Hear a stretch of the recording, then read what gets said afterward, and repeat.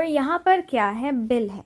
हमने ग्रेड 4 में बिल पढ़े हुए हैं। बिल क्या होता है, जब आप कुछ बाय करते हो तो शॉपकीपर आपको एक बिल बना के देता है जिसमें सारे डिटेल्स होता है कि आपने कौन सी आइटम ली है, आपने कितनी ली है। फॉर एग्जांपल आप शर्ट लेते हो, शर्ट के पीसेस, तो आप 1 ले रहे हो, 2 ले रहे हो, 3 ले रहे हो, कितनी ले रहे हो वो हम मेंशन करते हैं क्वांटिटी में, ठीक है।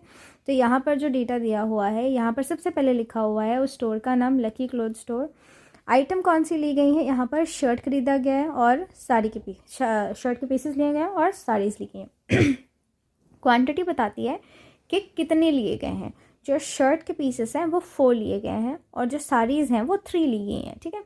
और प्राइस पर यूनिट का मतलब होता है कि अगर आप कोई एक शर्ट लेते हो, शर्ट पीस लेते हो, तो आपको 50 रुपीज़ देने पड़ते हैं, इसका ये मतलब होता है, ठीक है। पर यूनिट का मतलब होता है सिंगल के लिए, 1 चीज़, जो भी आप आइटम ले रहे हो, अगर आप 1 ले रहे हो, यूनिट का मतलब यहाँ पे 1, ठीक है। तो अगर आप 1 शर्ट ले रहे हो तो आपको 50 रुपीज़ देने पड़ेंगे, ठीक है। अब क्या होता है कि जो अमाउंट होता है वो क्या होता है, अमाउंट में हम लिखते हैं कितनी क्वांटिटी है और उसका पर यूनिट प्राइस कितना है। ऑब्वियस सी बात है बेटा कि अगर आप एक शर्ट 50 रुपीज़ में ले रहे हो तो 4 शर्ट कितने में लोगे, 50 मल्टीप्लाइड बाय 4 करेंगे, 200 आएगा, है ना। इसका मतलब यहाँ पर 200 होना चाहिए था, इन्होंने लिखा है 20.00, जिसका मतलब है 20 रुपीज़ 00 पैसे, जबकि ये गलत है। आपको यही यहाँ पे बोला गया है find the mistakes and correct them. तो आपने इसको कैसे करना है अपनी नोटबुक में, ठीक है। सबसे पहले आपको क्या लिखना है, आपको ये सारा बॉक्स दोबारा से बनाना है, ठीक है, ठीक है। पहले आपको रॉन्ग वाला बनाना है, ठीक है। रॉन्ग में क्या करना है, आपको इसे सर्कल करना है इस तरह कि ये मिस्टेक है, ठीक है। फिर आपने क्या करना है, दूसरा वाला चेक करते हैं कि मिस्टेक है क्या। हमें पता चल गया ये मिस्टेक थी, अब सेकंड में भी चेक कर लेते हैं कोई मिस्टेक है या नहीं है, ठीक है। तो साड़ीज़ के जो क्वांटिटी है वो 3 है, मतलब 3 साड़ियाँ ली गई हैं, ठीक है। पर यूनिट प्राइस क्या है, 240, मतलब अगर आप एक साड़ी लेते हो तो आपको 240 रुपीज़ देने पड़ेंगे, लेकिन यहाँ पे तो 3 साड़ीज़ ली गई हैं, है ना। तो अमाउंट में तो शॉपकीपर वही लेगा ना, तो 3 से मल्टीप्लाई करके देख लेते हैं, ये अमाउंट बनता है, जबकि ये अमाउंट रॉन्ग लिखा गया है ना। शॉपकीपर तो अपने नुकसान करवा रहा है कम अमाउंट लिखकर। अगर ये अमाउंट रॉन्ग है, ये अमाउंट रॉन्ग है, ठीक है, तो जो फाइनल अमाउंट बना है वो भी तो रॉन्ग ही होगा। आपने अपनी नोटबुक में क्या करना है, आपने सिर्फ इतना सा काम करना है, आपने इस तरह से सर्कल कर लेना है कि रॉन्ग है, रॉन्ग है, रॉन्ग है, ठीक है। इस तरह से पहले ये पूरा चार्ट बना लेना है अपनी नोटबुक में, फिर आपने इस तरह सर्कल कर देना है। फिर आपने क्या करना है, फिर आपने नीचे लिखनी है करेक्शंस, आपने लिखना है करेक्शंस। करेक्शंस कैसे करेंगे, आपने फिर से टेबल बनाना है, ठीक है। मेक टेबल, ये वाला टेबल जो है, जो बिल का टेबल है, वो आपने फिर से बनाना है सारा। आपने करेक्शन कहाँ करनी है, आपने इन प्लेसेस पे करेक्शन करनी है। किस तरह से करेक्शन करनी है, आपने पहले लिखना है करेक्शन क्या कर रहे हैं आप, ठीक है। आपने यहाँ पर लिखना है प्राइस ऑफ 1 शर्ट पीस, वो कितना है, ₹50। तो प्राइस ऑफ 4 शर्ट पीसेस कितना होना चाहिए, 4 मल्टीप्लाइड बाय ₹50 करके ₹200 होना चाहिए। आपने फर्स्ट करेक्शन कर दी, ठीक है। उसके बाद जो सेकंड करेक्शन है उसके लिए भी हम ये लिखेंगे प्राइस ऑफ 1 साड़ी, 1 साड़ी कितना है, ₹240। तो प्राइस ऑफ 3 साड़ीज, 3 ली जा रही है, 3 saris is equals to ₹240 multiplied by 3। ये हमने करेक्शंस कर दी, ठीक है। अब क्या है अमाउंट, अमाउंट क्या होता है, इनको ऐड करके निकलना होता है ना। जब आप शॉपकीपर ने प्राइस लगा लिया कि अच्छा भी आपने ये ले लिया, अब आपको टोटल अमाउंट बताना है, ठीक है। इस तरह से आपने तीनों निकालने के बाद फिर आपने नीचे दोबारा सेम टेबल बनाना है, और जो अमाउंट वाला सेक्शन है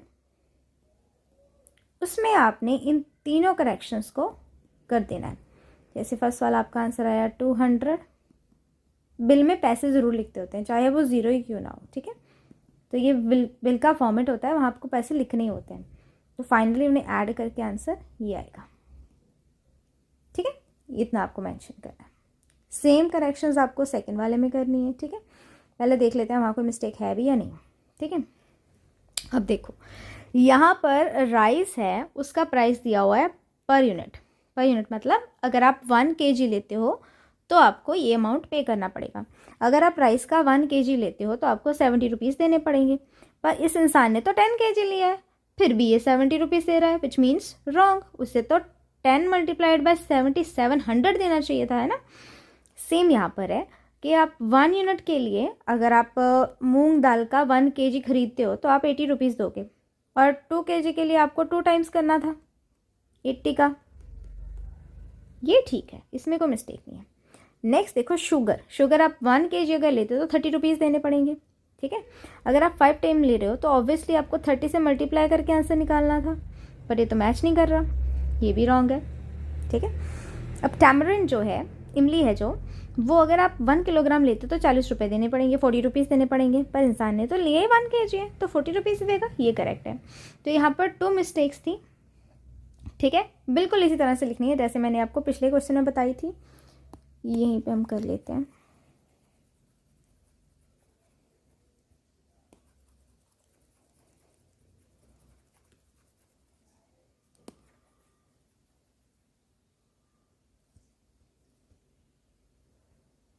ठीक है, तो आपको करेक्शंस कैसे करनी है देखो।